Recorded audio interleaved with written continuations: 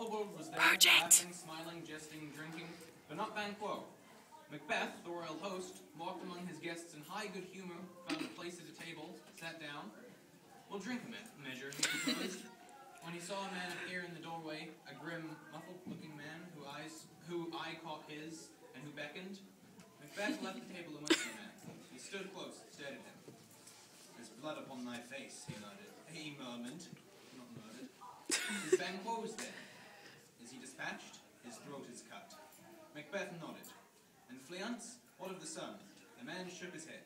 The son had escaped. Dismay filled Macbeth's heart. Then he recovered himself. The worst, at least, was done. Banquo was dead. He dismissed the man and returned to the feast. He hesitated. The guests looked up at him. "May it please your highness, sit?" Macbeth frowned in puzzlement. "The table's full," he said. "Here is a space reserved, sir." "Where?"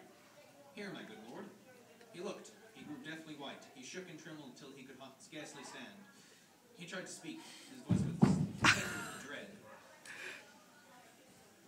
Which of you have done this?" The place offered to him was filled. Banquo was sitting in it.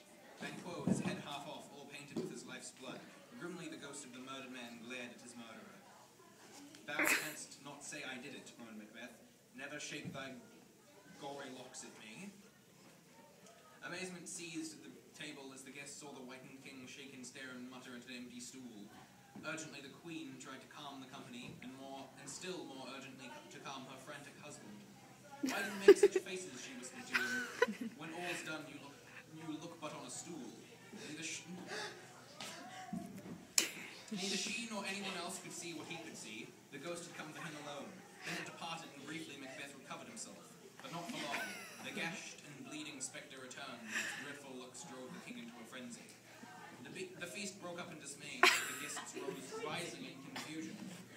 The king was ill. What was wrong? "I pray you speak not," cried the distressed queen. "He grows worse and worse. Question enrages him. At once, good night. Stand not upon the order of your going, but go at once." Once alone, the queen and king stared at each other across the rooms of the feast. "It will have blood, they say," muttered Macbeth. "Blood will have blood." The queen was silent.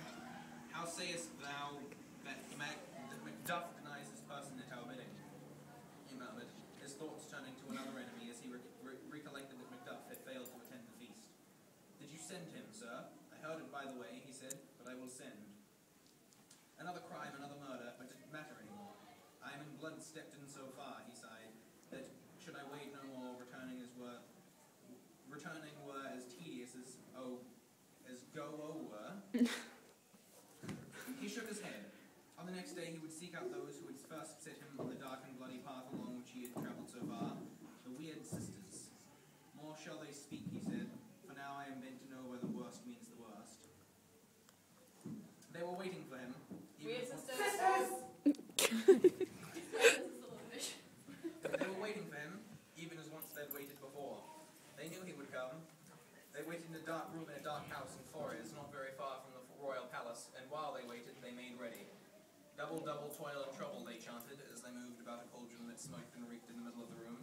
Fire burn and cauldron bubble. Into it they cast weird, unholy things. Then they stopped. "By the pricking of my thumbs," cried one, "something wicked this way comes." It was Macbeth. They stared at him, but did not speak. As before, they were waiting. They were answers awaiting a question. "What is it you do?" he demanded, gazing at the cauldron. "A deed without a name." "Answer me to what I ask you." "Speak," said one. "Demand," said another. "Will answer," said the third. Then the first said, "Say thou'dst rather hear it from our mouths or from our masters." "Call 'em," commanded Macbeth. "Let me see 'em."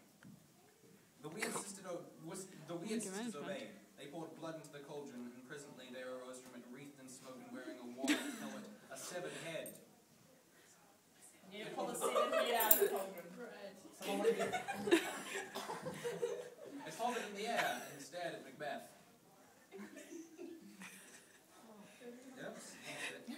"Tell me, thou unknown power," he began, but one of the sisters bade him only listen, as the apparition already knew what he had come to ask. "Macbeth, Macbeth, Macbeth," it chanted. "Beware Macduff, beware the Thane of Fife." Then the head dissolved, and in its place was taken by another, even a stranger sight. There floated in the air before him an infant, a little child all streaked with blood. Macbeth piped. Be bloody, bold, and resolute, for none of woman born shall harm Macbeth.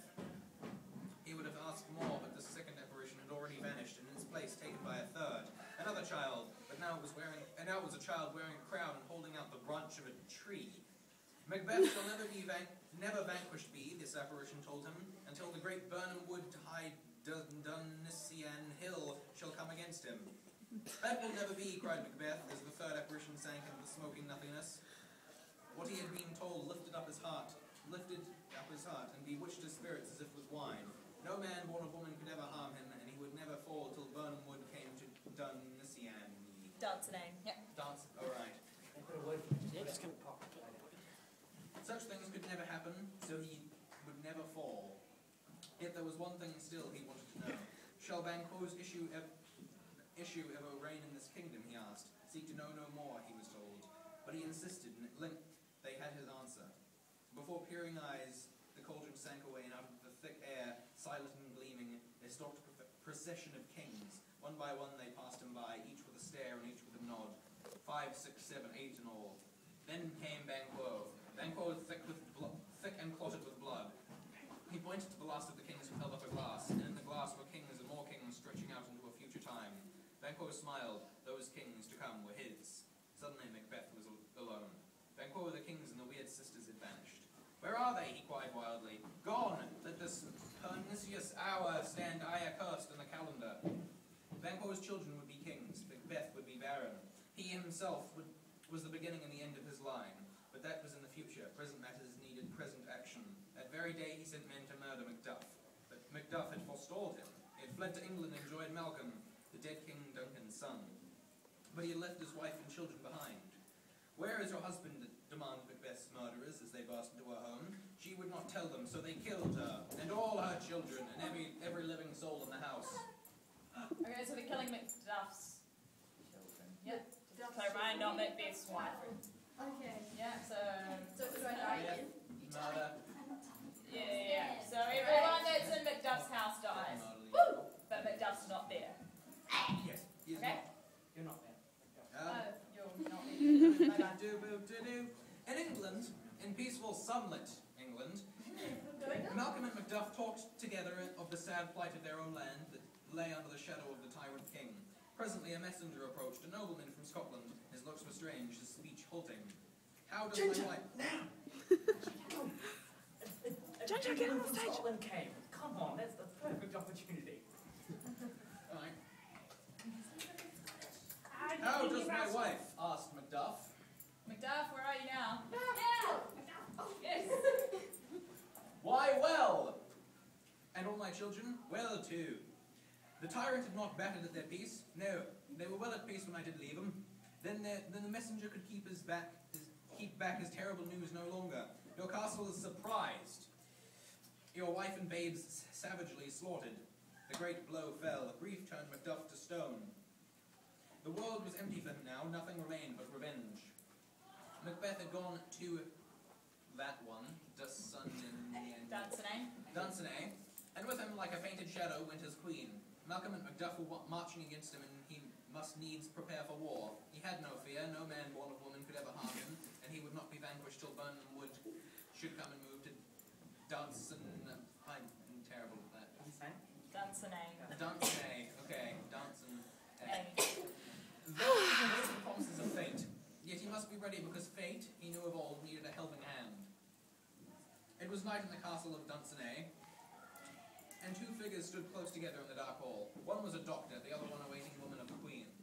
When was it she last walked? Asked the doctor quietly, since His Majesty went into the field. Besides her walking and other actual performances, what at any time have you heard her say? That, sir, which I will not report after her. You may to me, neither to you nor anyone, said the waiting woman. Lo you, here she comes. It was the queen.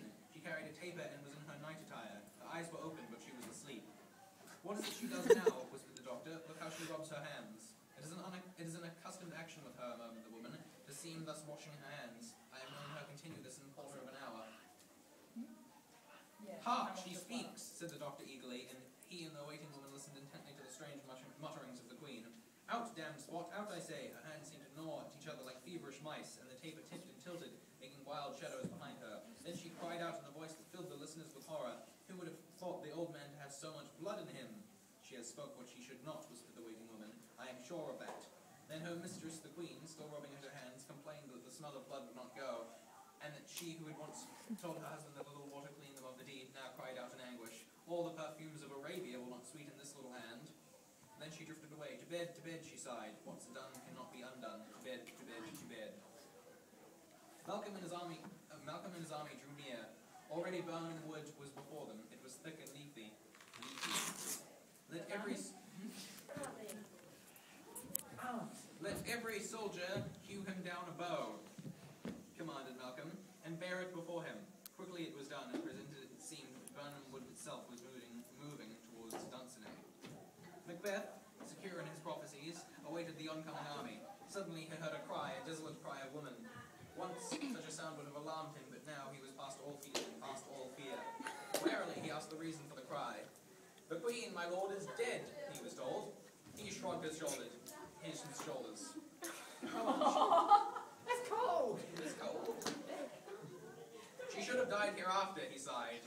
There would have been a time for such a word. Tomorrow and tomorrow and tomorrow creeps in this petty pace from day to day, to the last syllable of recorded time. A messenger broke in upon his life weariness, a messenger amazed and scarcely able to speak. He had been watching from a hill, and as he watched, it seemed to him that Burnham Wood was moving towards Dunsinane. Liar and slave, shouted Macbeth, rousing himself. Rage filled him, not against Malcolm, not even against Macduff, but against the weird sisters, the Fates. They had deceived and entrapped him into destroying the great man that he had once been. They have tied me to a stake, he cried. I cannot fly. But bear like I must, fight the course. What's he that was not born of woman? Such one I am to fear, or none.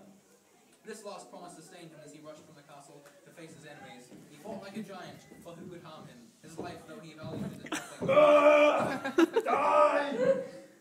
Yeah. Was a charm. Then in the smoke of battle he came to face with Macduff. Of all men else I have avoided thee, he cried. But get thee back, my soul is too much charged with blood of thine already. I have no words, my voice is in my sword, shouted Macduff, and rushed upon him. I bear a charmed life, warned Macbeth,